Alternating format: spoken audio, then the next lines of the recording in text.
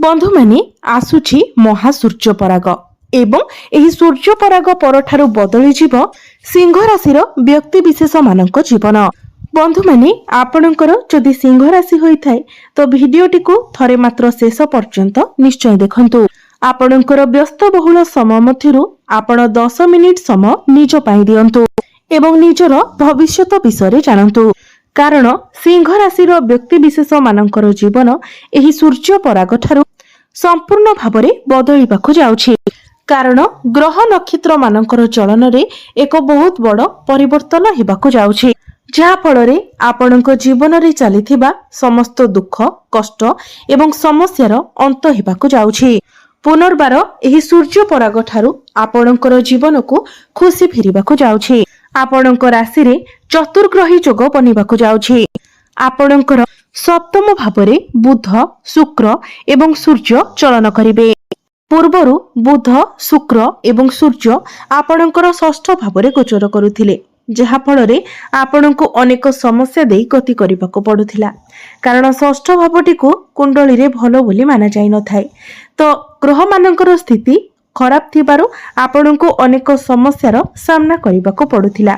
किंतु एही सूर्य पराग परे एही चारोटी ग्रह आपणकर सप्तम भाव को आसी जिबे, शुभ स्थान को आसी जिबे, जहा फଳରେ एमाने आपणको शुभ फल प्रदान करिवे।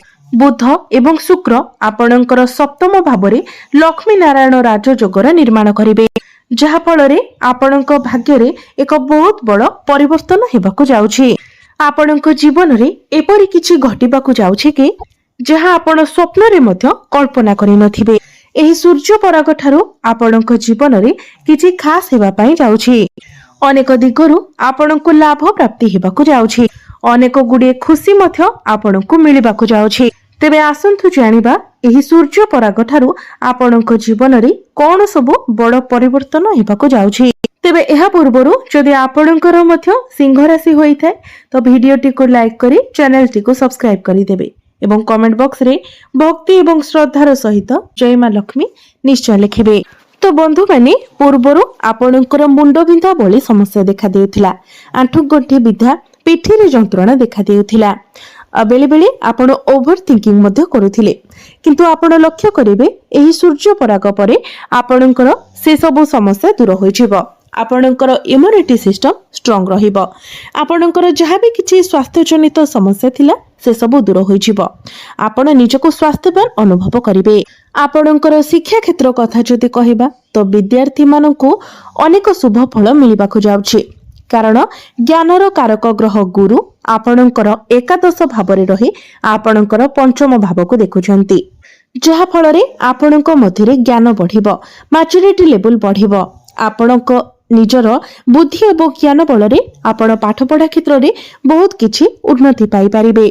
पूर्वरु पाठ पढ़ा को लेकी आपण कंफ्यूज रहुथिले, कोन करिवे कोन नाही ताहा आपण जानि पारु नथिले। पाठ पढ़ा रे आपणकर आग्रह आसु नथिला। किंतु आपण लक्ष्य करिवे एही सूर्य पराग परे पाठ पढ़ा रे आपणकर आग्रह आसीबो। आपण निजर पाठ पढ़ा को लेकी सीरियस रहिबे। जदि एही सूर्य पराग परे आपणकर किछि एग्जाम अछि तो एग्जाम आपणक पई बहुत भलो रहिबो। जदि आपण किछि एडमिशन नेबा पई चाहुथिले, किछि फॉर्म फिलअप करबा पई चाहुथिले तो सेथि पई मतो समय बहुत भलो रहिबो। मोटामोटी भाबरे कहिबाको गले एही सूर्य पराग ठारू विद्यार्थी मानक पई समय बहुत भलो रहिबो। आपणकर प्रेम जीवन कथा जदि कहिबा तो पूर्वरु आपणकर प्रेम जीवन रे समस्या देखा देउथिला।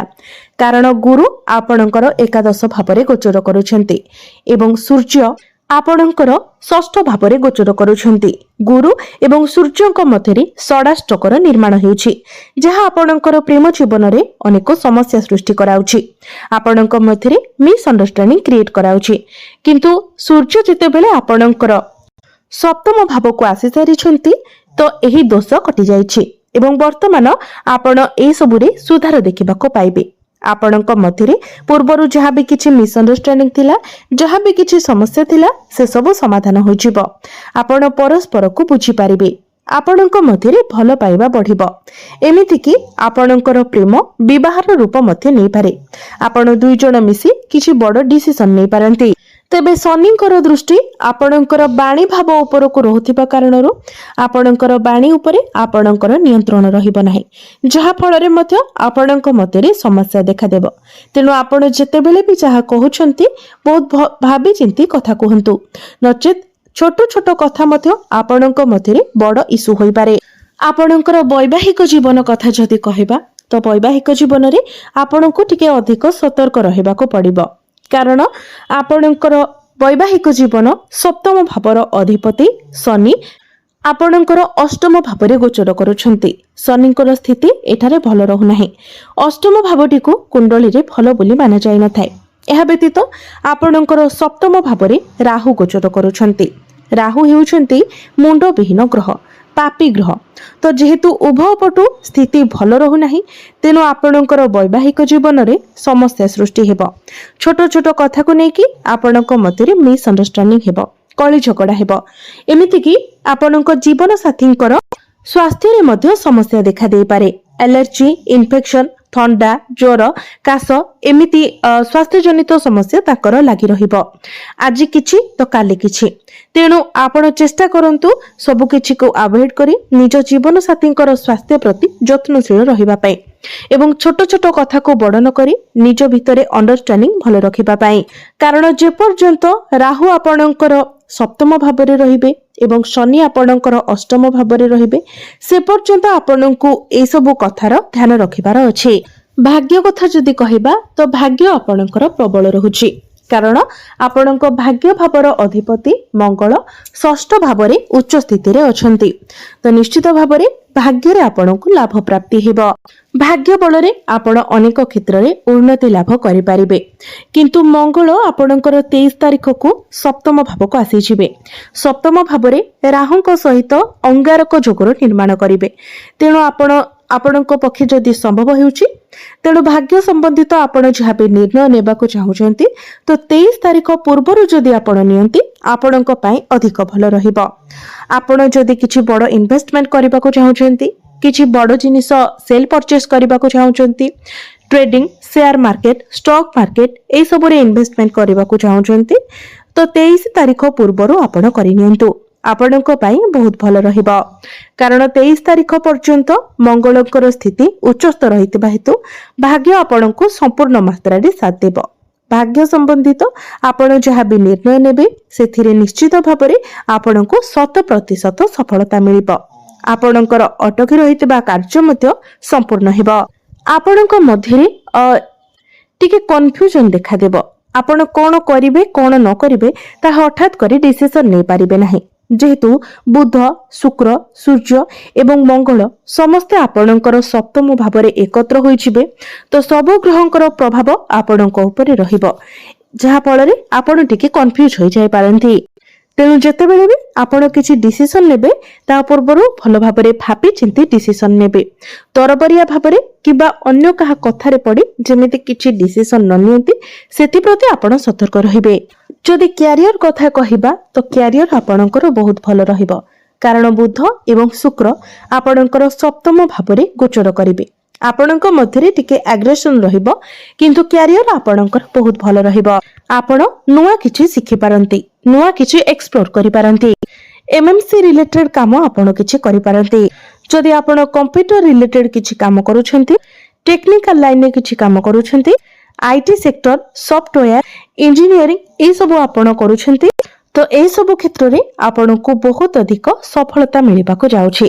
ଯେହେତୁ ବୁଧ ଏବଂ ଶୁକ୍ର ଏକତ୍ର ଆପଣ ସପ୍ତମ ଭାବରେ ଗୋଚର କରିବେ, ତ ଆପଣଙ୍କୁ ଆପଣଙ୍କର କ୍ୟାରିୟରରେ ବହୁତ କିଛି ଆଚିଭମେଣ୍ଟ ମିଳିବାର ସମ୍ଭାବନା ରହୁଛି। କମ୍ୟୁନିକେସନ, କାଉନସେଲିଂ, କମ୍ପ୍ୟୁଟର ଲାଇନରେ ଆପଣଙ୍କୁ ବହୁତ ଅଧିକ ସଫଳତା ମିଳିବ।